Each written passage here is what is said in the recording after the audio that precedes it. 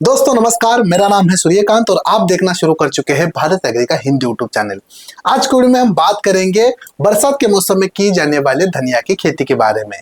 और इस वीडियो में मैं आपको बताने वाला हूं कि धनिया की खेती में बुआई से लेकर कटाई तक कौन कौन सी चीजें की जाती है, जिससे हमें काफी कम दिनों में बहुत ही अच्छा मुनाफा मिलता है। अगर आप इस वीडियो में इंटरेस्टेड हो तो वीडियो काफी छोटा होने वाला है, वीडियो पूरा देखिए। और वीडियो पूरा देखने के बाद अगर आपको जानकारी अच्छी लगती है तो ये वीडियो आपके अन्य किसान दोस्तों के साथ जरूर शेयर कीजिए। चलिए फिर बिना किसी देरी के आज के वीडियो के लिए शुरू करते हैं। धनिया की खेती करने के लिए सबसे जरूरी चीज होती है मिट्टी यानी जमीन। जमीन का चुनाव करना बहुत ही जटिल कार्य है। अगर आपके पास अच्छी जल निकासी वाली मिट्टी है, अगर आपकी मिट्टी दोमट मिट्टी है, उपजाऊ मिट्टी है, तो उस मिट्टी में आप धनिया की खेती अवश्य कर सकते हो। लेकिन ध्यान रखना है उस मिट्टी का जो पीएच है वो 6.5 से लेकर 7 के दरमियान होना आवश्यक है। और उसका जो ऑर्गेनिक कार्बन है वो लगभग 0.5 से लेकर 1 के आसपास होना जरूरी है। चुने गए मिट्टी की हमें गहरी जुताई करनी है। उसके बाद हमें 1 एकड़ के हिसाब से लगभग 2 से लेकर 3 टन अच्छी सड़ी हुई गोबर की खाद उसमें मिला देनी है। उसके बाद ऊपर से मिट्टी और गोबर की खाद को एक समान मिलाने के लिए आप रोटावेटर चला सकते हो। अगर दोस्तों यहाँ पर आपकी जमीन में विल्टिंग की समस्या बहुत ज्यादा आती है, यानी उगता रोग बहुत ज्यादा आता है, तो आप इस गोबर के साथ लगभग 2 से लेकर 3 किलोग्राम ट्राइकोडर्मा विरिडी प्रति एकड़ के हिसाब से गोबर की खाद में मिला सकते हो। और उसके बाद में उसे हमें जमीन में मिलाना है और रोटावेटर चला देना है।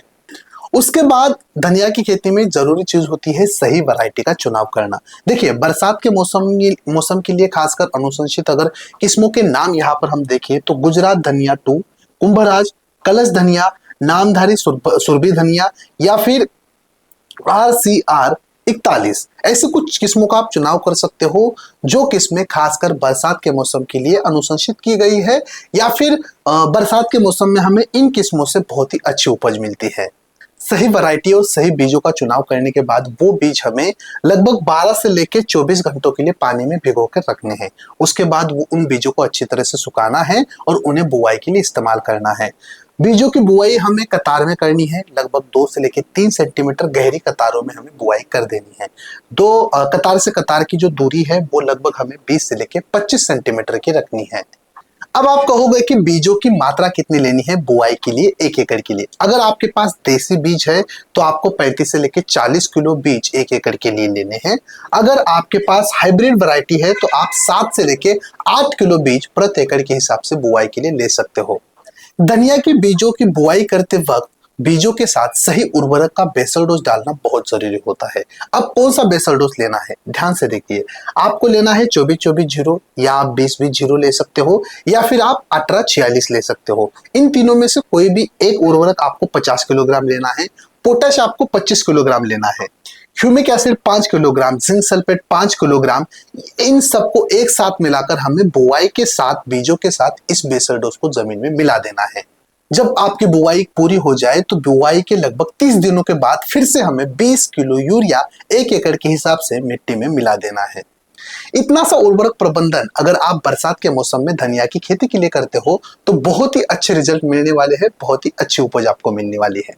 अब यहाँ पर कई सारे किसान हमें धनिया की खेती में खरपतवार प्रबंधन के लिए भी सवाल करते हैं। ध्यान से देखिए, धनिया की खेती में हम खरपतवारनाशी का इस्तेमाल कर सकते हैं, लेकिन कब?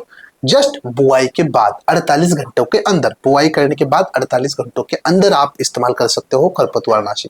बुआई हो चुकी है, सूखी जमीन है, आप इस्तेमाल कर सकते हो पेंडामेथलिन 48% वाला जो खरपतवारनाशी आता है 700 ml 1 एकड़ के हिसाब से। अगर आपने बुआई की है, पानी दिया है, लेकिन 48 घंटों के अंदर आप पेंडामेथलिन 30% वाला 1 लीटर प्रति एकड़ के हिसाब से इस्तेमाल कर सकते हो। यहाँ पर दूसरा एक है ऑक्सीफ्लोरोफेन, आप इस्तेमाल कर सकते हो 23.5% वाला। लगभग 60 से लेकर 80 ml आपको लेना है और 1 एकड़ फसल के ऊपर, यानी 1 एकड़ की जमीन के ऊपर आपको छिड़काव करना है।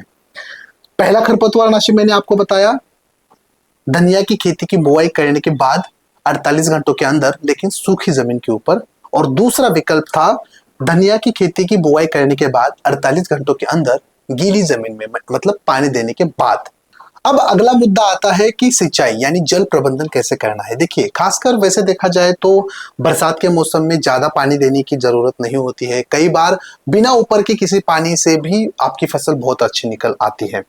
लेकिन आपको बुआई के तुरंत बाद अगर पानी नहीं होता है तो ऊपर से जमीन को पानी देना है, और आवश्यकता अनुसार अगर बारिश नहीं होती है तो 7 से लेकर 10 दिनों के अंतराल पर अपनी जमीन को पानी देना बहुत जरूरी होता है। लेकिन यहाँ पर ध्यान रखना है कि ज्यादा पानी नहीं देना है। धनिया की खेती के लिए ज्यादा पानी यानी धनिया पीला पड़ जाता है, तो पानी का जमाव ना हो इसका हमें खासा ध्यान रखना है। अब दोस्तों, वीडियो के आखिर में बात करते हैं कीट और रोग प्रबंधन की। कौन से कीट और कौन से रोग आते हैं अपने धनिया के ऊपर। देखिए, अगर आपके धनिया के ऊपर आपको एफिड्स यानी माहों की समस्या दिखाई देती है तो आपको या तो कॉन्फिडोर इस्तेमाल करना है 10 ml, या फिर आपको धानुका कंपनी का अरेवा इस्तेमाल करना है 10 ग्राम। ये जो मात्रा है वो 15 लीटर पानी यानी 1 पंप के लिए है। इसका आपको अपनी धनिया के ऊपर छिड़काव लेना है। इसके बाद सफेद फफूंदी यानी पाउडरी मिल्ड्यू की समस्या बहुत आती है अपनी धनिया की फसल के ऊपर। अगर पाउडरी मिल्ड्यू यानी सफेद फफूंदी धनिया के ऊपर आता है तो आप नेटिव ले सकते हो 10 ग्राम, या फिर आप इंडेक्स कवकनाशी ले सकते हो 10 ग्राम। इन दोनों में से कोई भी एक कवकनाशी आपको 15 लीटर पानी में मिलाकर अपनी धनिया की फसल के ऊपर छिड़काव के लिए इस्तेमाल करना है। अगर हम धनिया की फसल में तीसरा प्रमुख रोग देखें तो वो होता है उकटा रोग। अगर उकटा रोग की समस्या आपको अपनी धनिया की फसल में दिखाई देती है तो आपको टाटा कंपनी का टाटा मास्टर लेना है 500 ग्राम, या फिर आप एलियट ले सकते हो 500 ग्राम। दोनों में से कोई भी एक कवकनाशी आपको 200 लीटर पानी मिलाकर 1 एकड़ धनिया की फसल के लिए ड्रेंचिंग के माध्यम से इस्तेमाल करना है, यानी जड़ों के पास मिट्टी में ये कवकनाशी हमें मिला देना है। इस तरह से दोस्तों, आप धनिया की खेती में बरसात के मौसम में फसल प्रबंधन करते हो तो बुआई के बाद लगभग 30 से 40 दिनों में आपको आपकी फसल कटाई के लिए आ जाती है। और 1 एकड़ में हमें हरी धनिया की अगर उपज देखें तो वो हमें 4 से लेके 5 टन प्रति एकड़ के हिसाब से मिलती है। चलिए, ये था छोटा सा वीडियो बरसाती धनिया की खेती के बारे में। धनिया की खेती के बारे में अगर आपके पास कोई अन्य सवाल हो तो वो सवाल आप हमें कमेंट्स बॉक्स में पूछ सकते हो। उसके लिए सही जवाब देने की तुरंत हम कोशिश करेंगे। अगर आपको धनिया की खेती में लगने वाले किसी भी कृषि औषधि की खरीदी करनी है तो वो खरीदी आप बहुत आसानी से घर बैठे हमारे भारत एग्री ऐप से कर सकते हो। डिस्क्रिप्शन बॉक्स में मैंने लिंक डाला है, उसके ऊपर क्लिक कीजिए और खरीदी कीजिए बरसात के मौसम में धनिया की फसल में लगने वाले सभी कृषि औषधि, वो भी ढेर सारा डिस्काउंट और फ्री फास्ट डिलीवरी के साथ। मिलते हैं अगले एक नए वीडियो में, तब तक के लिए धन्यवाद।